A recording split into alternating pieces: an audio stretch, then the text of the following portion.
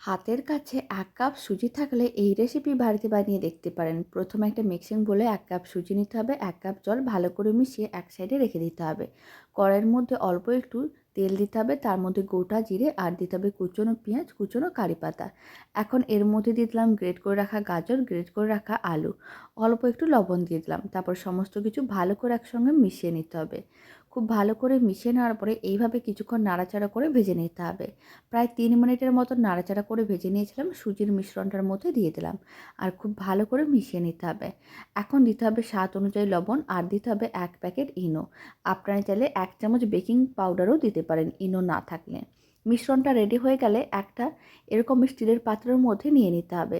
কড়াইতে জল গরম করে তারপর একটা স্ট্যান্ডে রেখে এরকম এই পাত্রটিকে রেখে ঢাকনা বন্ধ করে ১০ মিনিট ভাপে রান্না করে নিতে হবে।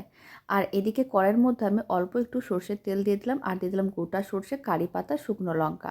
এদিকে মিক্সির জারের মধ্যে আমি দিয়েছি ভাজা বাদাম আর দিয়েছি নারকেলের টুকরো, অল্প একটু লবণ, চিনি স্বাদ অনুযায়ী। ভালো করে পেস্ট করে নিতে হবে আর ভেজে রাখা সমস্ত কিছু দিয়ে দিতে হবে। তাহলে নারকেলের চাটনিটা রেডি হয়ে যাবে।